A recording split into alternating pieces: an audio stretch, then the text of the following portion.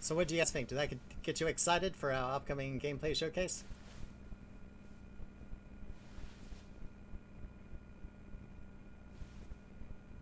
Yes, awesome. That's great to see. Alright, now I'll bring up just one other thing I have to go through ahead of the gameplay showcase, and then we can open up the live Q&A.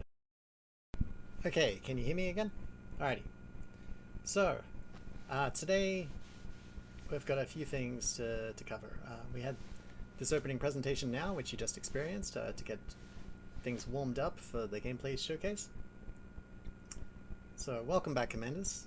So this is the event that we've been advertising for the last couple of weeks, and we're honoured to be a part of the community's Tiberian Sun anniversary, the 22nd anniversary of Tiberian Sun, honouring both Westwood Studios and also EA developers that have continued the Command & Conquer series. I think this is generally a celebration of the series as well as Tiberian Sun. So up next, we've got a live QA now, but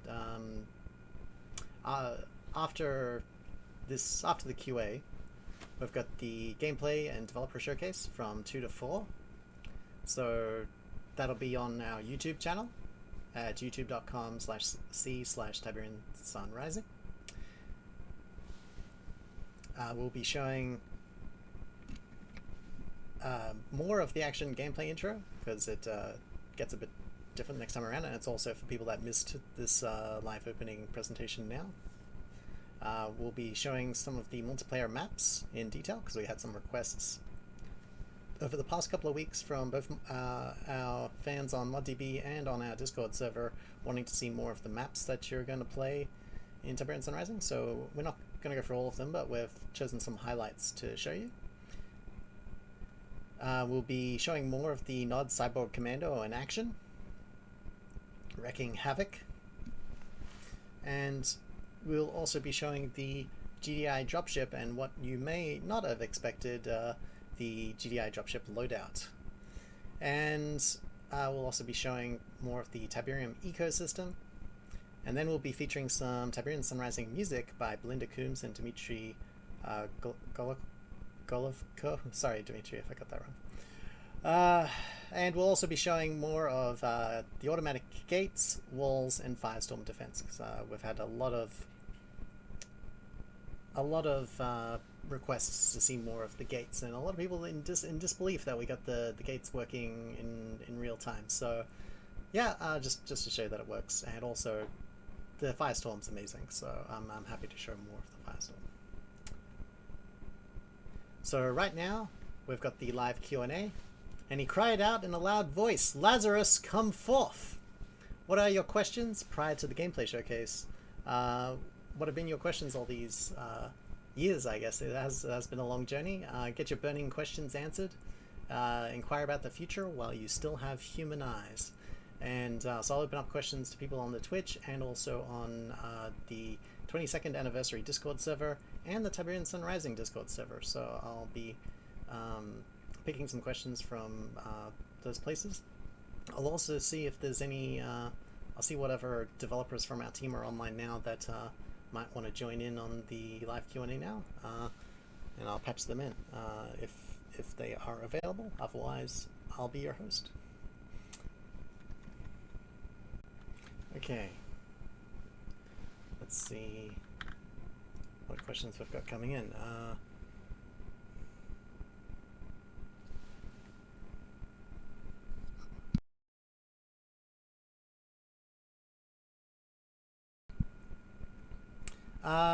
Sadly, because the engine's been hard locked to 30 frames per second, we can't increase it to 60 frames per second. It's something we'd really love to do.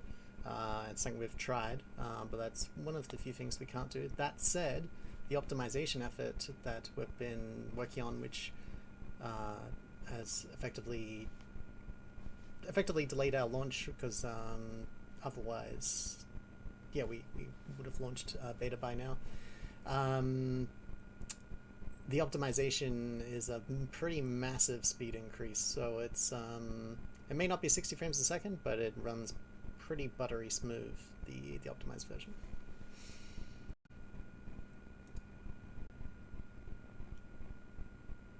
Sage Meta Tool is way on 60 frames a second and more. I'd be interested to hear more about that. That's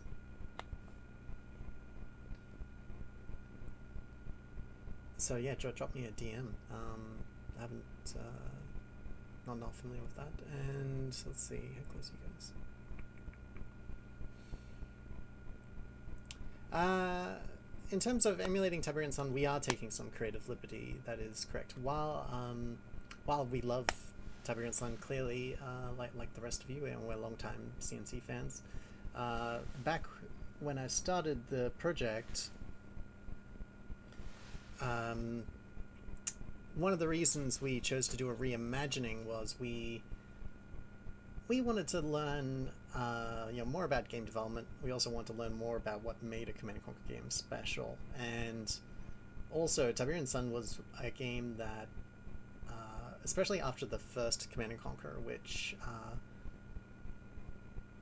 I first played when I was 10 years old, that really left a strong impression on me and a lot of us on the team, and really set high expectations for Tiberian Sun, and I loved Tiberian Sun, but I always felt that there was like some unexplored potential, particularly with Tiberium, and a lot of the awesome things that are happening with Tiberium in Tiberian Sun and Firestorm, and that's what inspired the Tiberium ecosystem feature, which we'll be going more into in the gameplay showcase.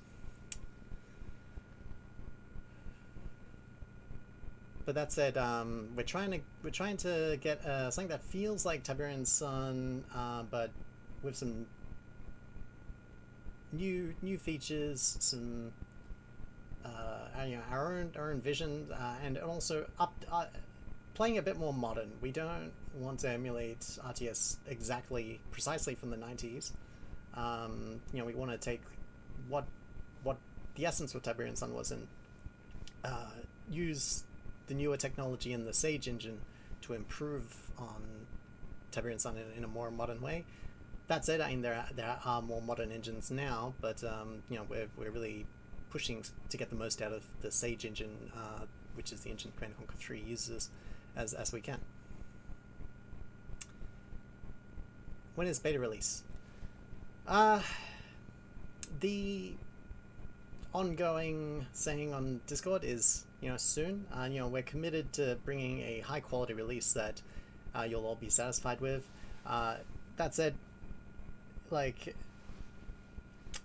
I definitely I think earlier in the project I definitely had probably a bit of a perfectionist streak, but having even worked in the game industry and released some games, I've realized what some of the sacrifices and some of the compromises that need to be made in a game project, and we've been trying to deliver high quality while also not delaying it unnecessarily. But for us, the optimization issue was significant enough to delay the launch, significant enough in terms of hampering the quality of the gameplay that we really want to fix that before we put a release out. In terms of content, we're quite happy with the level of content that's in there for a beta at this point.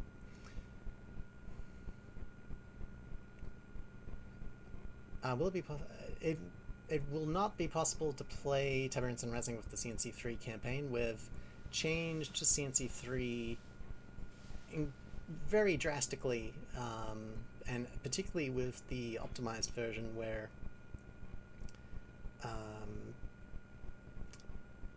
that we've really stripped things down in terms of freeing up a lot of memory, and we had to clear out a lot of CNC3 stuff to do that. So yeah, that means the original campaign will not work with the mod. But that said, our level designers are very excited to explore a campaign, and so am I. That said, we are focused and committed to the multiplayer and skirmish release first before we commit to any schedule for the campaign. But that said, we are quite interested in doing a campaign. But it also depends how the launch goes as well. You know, if the launch is really strong and you know, the mod's getting a lot of gameplay from players and, you know, positive feedback, then that'll be a really good strong indicator for doing a campaign.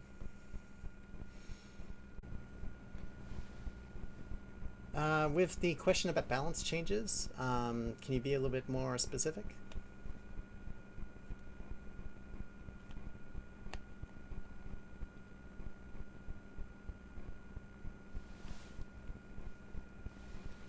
In terms of maps, we'll be releasing with the beta when that does come. A number of maps. We'll be choosing the ones that have played the best and most polished for the launch. In terms of which ones,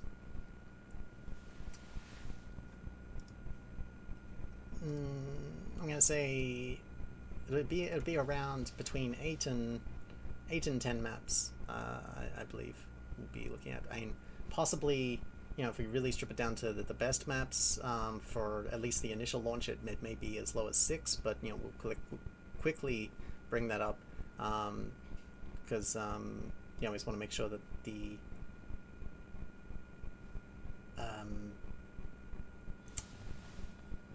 you know, make sure the quality of the maps is there, and we're not just rushing some maps out, because while we've got quite a lot of maps in testing,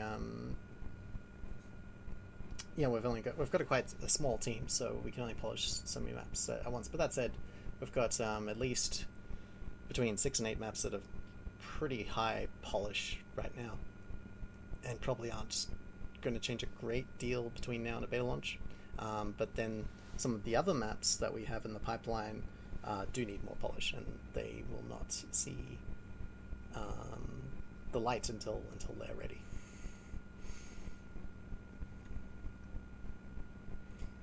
In terms of vein holes,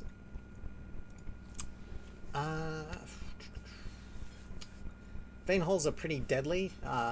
In Tiberian Sun Rising, they have a little bit more protection around them.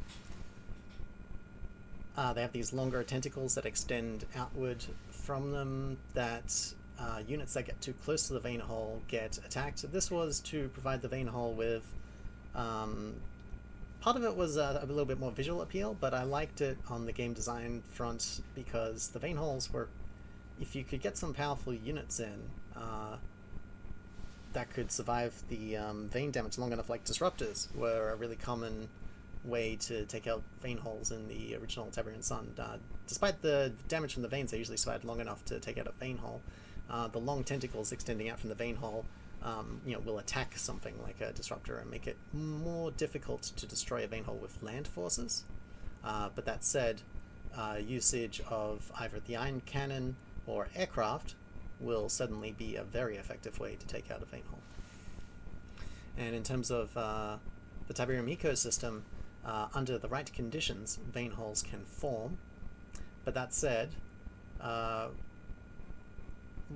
with the Tiberium ecosystem, we allow the level designers to set what can appear and what can't appear on a per map basis.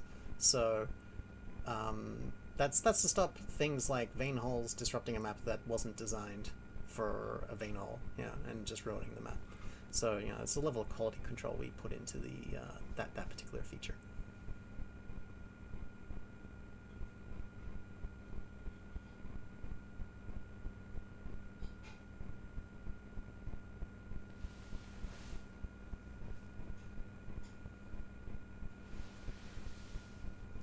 In terms of the faction showcasing, what specifically would you mean? Do you mean like just doing a run through of like our news updates to date and talking about, you know, what's on each faction, or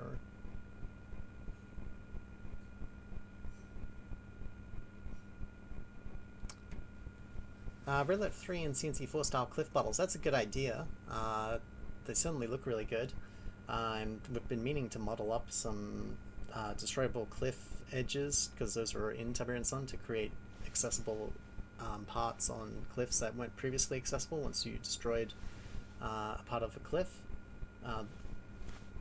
It's on the backlog. It's just a fairly low priority task compared to, finishing up polish on GDI node and particularly the optimization efforts. But that is absolutely something that we want to put in.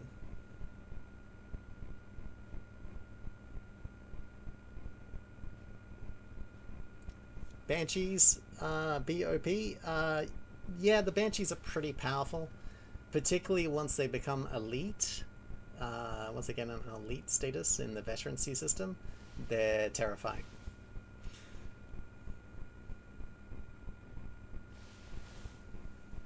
That said, Iron Storms, at least at the moment, are a Banshee's enemy, although we are looking at potentially changing that, just because the Banshee is based off Scrin technology, and the Scrin in Command & Conquer 3 are able to withstand Iron Storms, and also in the full motion videos where we see the Banshee flying, they're attacking the Kodiak during an Iron Storm and don't seem to be taking any damage. So one of the reasons I was exploring the Banshee taking Iron Storm damage is I was looking at I wanted to see if that would help balance out the Banshee like a bit in under Iron Storm conditions, in the sense that having conditions where the Banshee's not an optimum method. And also, yeah, Iron Storms are pretty good for controlling GDI's air power as well.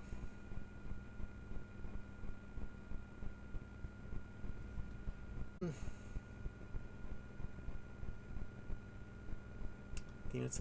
In terms of the wanting to see the units, the models, and what they can do, I could go through more of that stuff in the developer showcase, where I think we'll have a bit more time. Mini was, I think, otherwise, for me to do that in this session, that would eat up the remaining 15 minutes for your question. And I want to try to answer as many questions as we can. But yeah, that's a great idea, because we focus so much on the gameplay showcase that we do have some developer content for the showcase, but not as much as planned. So I have been looking for what else to cover, and that's a really good idea.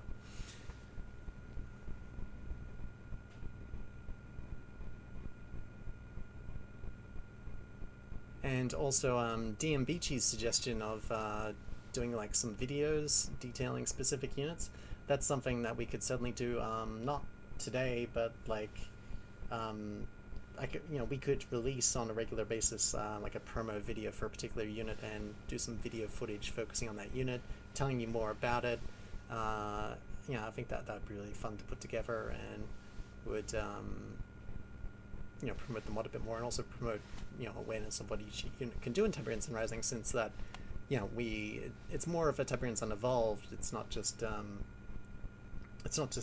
remake of Tiberian Sun. It's a reimagining, or Tiberian Sun 2.0, if you will. It's aiming to be more of a successor, a spiritual successor, but still Tiberian Sun, rather than a direct remake. Because we wanted to explore some new stuff with CNC ourselves, and we also wanted to leave EA the right to explore a remake later, in the sense that we don't want to be a conflict for EA in terms of any remaster of Tiberian Sun. That was something I was thinking about at the start, and that's another reason why we looked at doing a new vision for Tiberian Sun, because then if it's not a direct remake, then we're technically not we don't see ourselves as competition with the TS remaster. The TS remaster is its own thing. Would love for it to happen, and we hope EA does it. If EA's watching and is looking for I'd love to talk to EA about a Tiberian Sun remaster. Just saying. But that said, as I said at the start, EA doesn't officially support this product or endorse it. We're not connected with EA in any way, but I'd be excited to talk to EA about Tiberian Sun remaster, if they are. Limpets and subterranean units. Limpet drones are fairly similar to how they worked in Tiberian Sun, Firestorm. The limpet drone needs to deploy, and once in place, unit just needs to travel over it, and it'll stick to the unit, slow it down. We did give the limpet drones a secondary mode though. So its primary mode is a surveillance mode, similar to Firestorm, where it will spy on for the unit's eyes and slow it down its movement, which is also sort of gives it away when you're wondering, hey, where's my harvester going slower than usual? And get the service depot to remove the limpet drone. With the secondary mode on the limpet drone, it has a assault mode, which I must admit we took inspiration from Red 2's Terror drone. So this is where it's a little bit different from the Terror drone though, but the limpet drone essentially starts digging into the internals of the unit and slowly causing internal damage over a period of time while also slowing it down. This is a pretty strong giveaway that a limpet drone's on the unit though, and but it's kind of fun to play that way as GDI. And what's also cool is if you successfully destroy the unit while in the assault mode of the limpet drone, it will redeploy, and if another unit travels over it, it'll attach to that unit and start attacking it, unless you switch it back to surveillance mode. So the limpet drone has, unless it gets removed by the service depot, it has a little bit more life in it.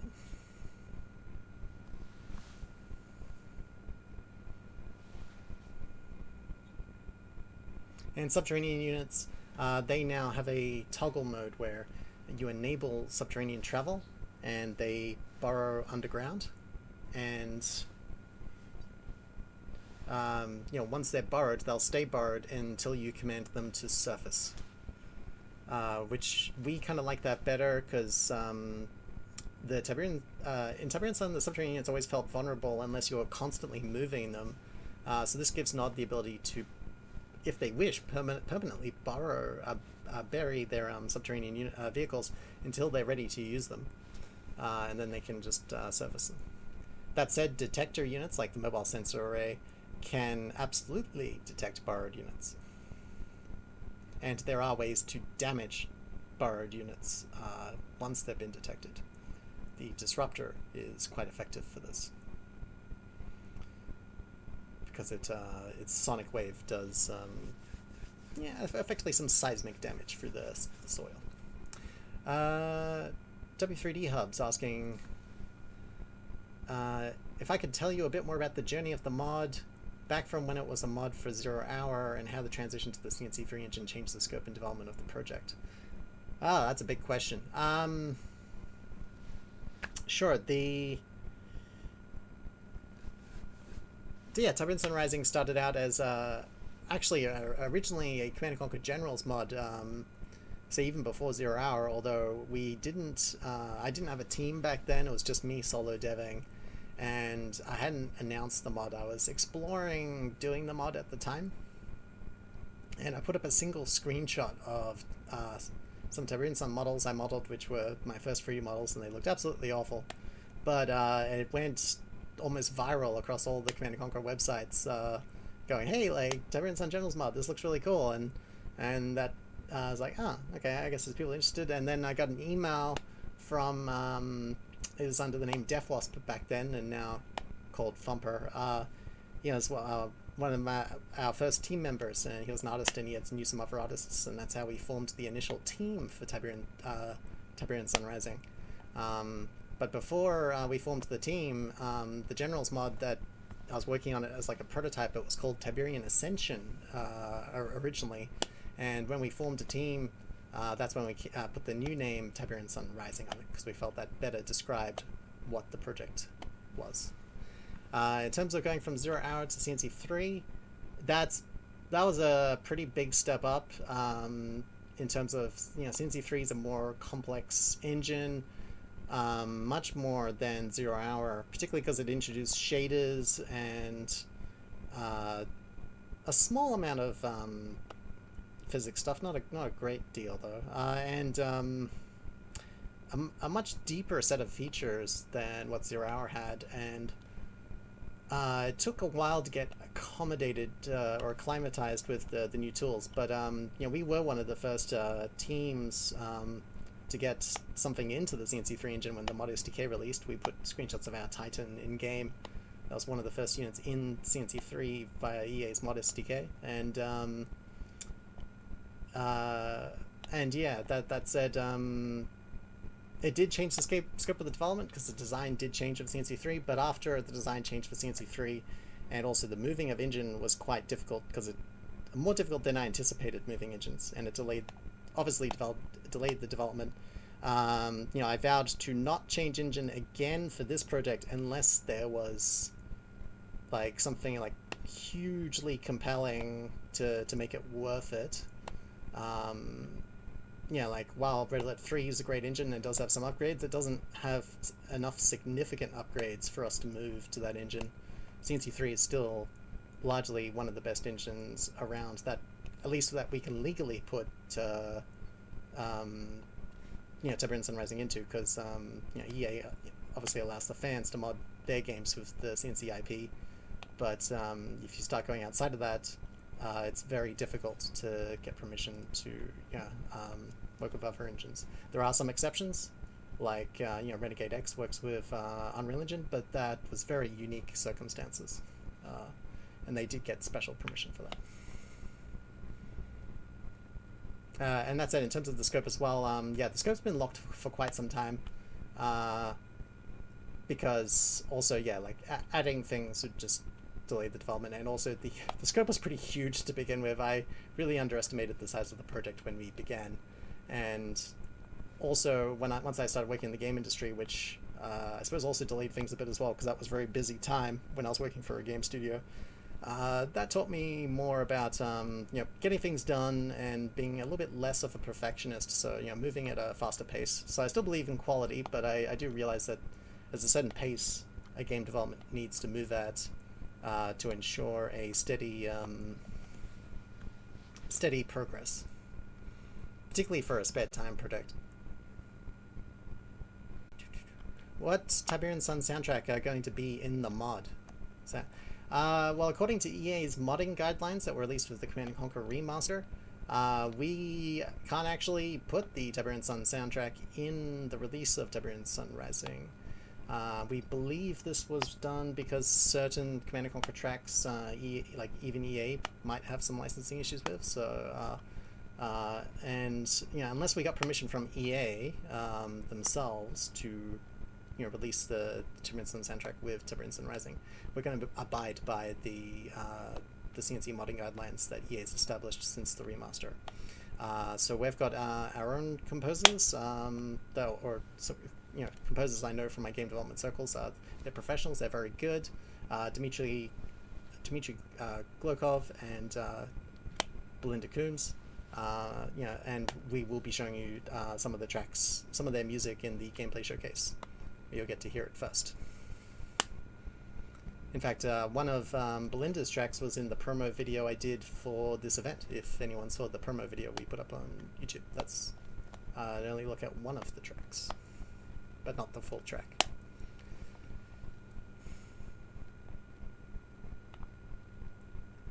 Depending on the success of the mod, is there any chance of a faction for either Cabal or the Forgotten? It's a good question. Definitely, yeah, I have a huge passion for this project, and you know, we absolutely have game designs for a Forgotten faction and a Cabal faction that I designed earlier in the project that, you know, going over them, Cabal, I really still like the design I had for Cabal and the idea, the direction that faction would go.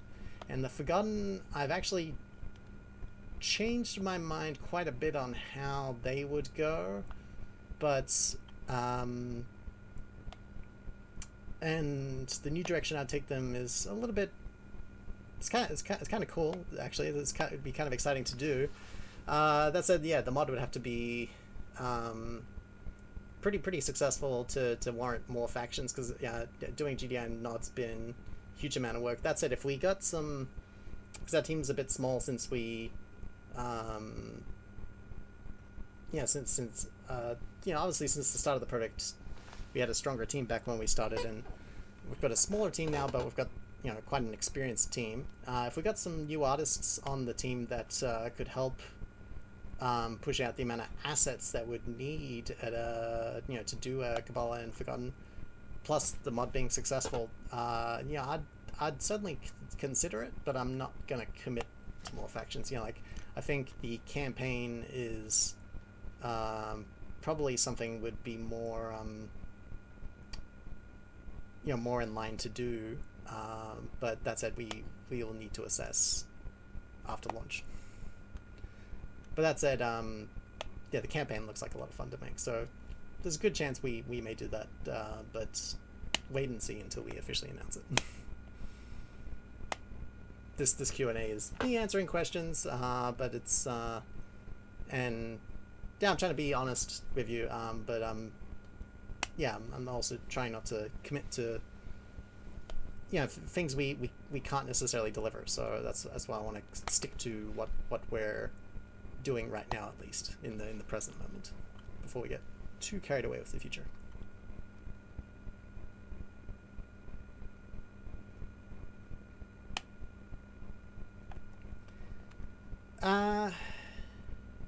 At the moment, there's a question about, will borrowed units be keeping with lore and in CNC3 where they can't borrow under Tiberian deposits. We actually took some inspiration from that for the design of the divination tower. If you saw us announce that on our ModDB, which is it replaces pavement on Nod. And it spreads Tiberium mutation underground, by putting a whole bunch of Tiberium, like a core of Tiberium crystals that have been that's sort of leftover, waste product from the refinery. It's no good stuff, but it's still very hazardous. They put this into like a core and effectively pump this underground with like this thumping drilling device. We call the divination tower. We called them thumpers before we settled on divination tower, and while the radiation doesn't damage troops on the surface, because even Nod's not completely crazy while being pro-Tiberium, but that said, the Tiberium core it puts underground does get into the root systems of nearby plants, and also leaches into nearby minerals, so it can cause larger Tiberium crystals that aren't harvestable to form, or mutated plants like the ones Tiberium flora, like in Firestorm, to form in the area surrounding a nod base where the emitter is placed, and enemy subterranean vehicles and even friendly subterranean vehicles can't dig up through that. And we certainly could make it that at the moment, I believe subterranean units can surface through a Tiberium field, but we could easily make it that they can't. So, and if that helps us keep more of lore, yeah, I think that makes sense, because it doesn't make sense to destroy Tiberium crystals just to surface. Like that's valuable. So and it also makes sense in terms of the world to have like a protection mechanism to stop you surfacing through effectively radioactive material, even if it is, money. The crew on the subterranean craft aren't suicidal.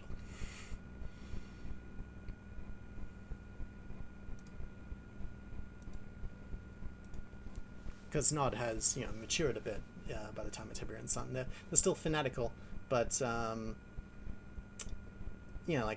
has a lot more clout, so they attract not just the fanatical followers, but also everyday people work for Nod by the time of 2030. Were there any questions I missed?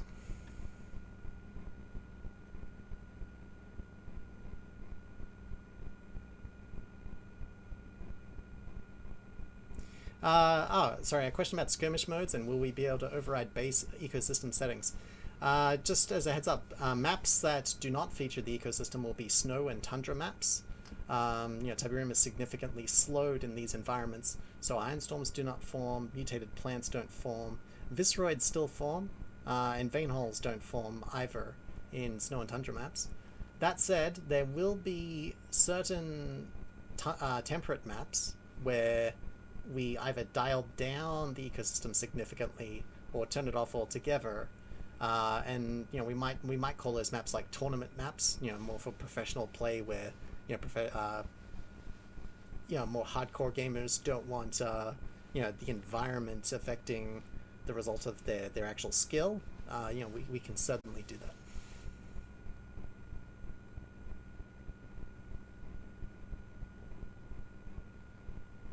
Okay, sorry. Last two questions. I'll answer these last two questions, and no more questions for this session after I answer these two. So in terms of deciding to finish working on the mod, sorry, the question is, if you decide to finish working on the mod, are you planning to open source it so someone else can pick up where you left? Once we get a release out, and we do want to do some more, some more work. Depends, if the mod's successful. Like a campaign, something I'd be interested in working on.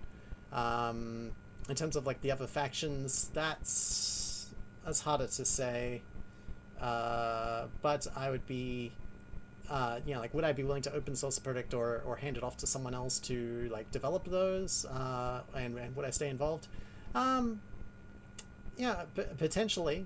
It's something I'd certainly explore. But also, if the mod's really strong, has a really strong launch, there are some things I wanted to explore with those factions, so maybe that could be something potentially, but the mod would have to really blow up for me to consider it, because factions like that are a huge amount of work, and so is the campaign, but the campaign is a bit more manageable in terms of scope. But yes, I would be willing to open source it eventually. I think that's something I do. That's it. I would stipulate some terms for open sourcing it if we do open source it. There will be some terms and guides to follow, guidelines, because we've put a lot of work into this. Over the last year, there's been little updates. Is there a time problem? Yeah, balancing real life and the mod, Tiberian Sun Rising is always challenging. I teach game development at the moment at the Box Hill Institute. Teaching Unreal Engine 4 to young game developers, and I really enjoy that. It actually gives me more time to work on something like this than, say, working at a studio where there's not only a little time, but also studios get a little bit nervous about employees' side projects, just because there's a lot of legal risks for a studio there. So they, even for something like a mod, they're still a bit iffy about it. But some studios are super cool and allow you to, though. It really depends on the studio. But teaching gives me more time to work on the mod. In terms of why there's been a slowdown in updates, the optimization's been all-consuming. That's really taken a lot of time and focus, and was really draining earlier in the year, because COVID hit, and that hit the team, and some of the team members were unavailable for a bit while they had to deal with real-life COVID issues to solve, and that was a tough time, and so that caused a bit of a slowdown, because I was sort of trying to take on a lot more work than I'd normally be taking on, and keeping the ship going. But that said, we've expanded the team slightly, particularly for the optimization. We've got two new members, the Hostile Negotiator and Firehawk Phantom, helping with the optimization, and particularly the Hostile Negotiator has been doing a heap of work lately, and it's made a huge difference. So we really appreciate all of the work of our volunteers. And this project would not be possible without any of them. It's absolutely been a team effort, this project.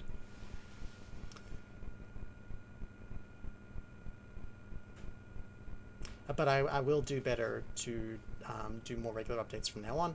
I was kind of excited about this event and this showcase because that allowed us to try to make up for the lack of updates a bit by giving you a massive slew of awesome updates in one day. That said, we're not really revealing everything at this event. There is still more juicy stuff to reveal after, but we hope that this gameplay showcase coming up gets you really excited for the beta. Alright, thank you everyone. That was the last questions.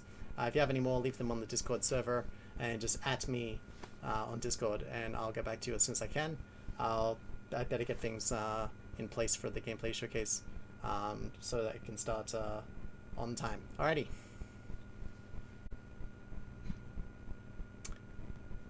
Ending transmission.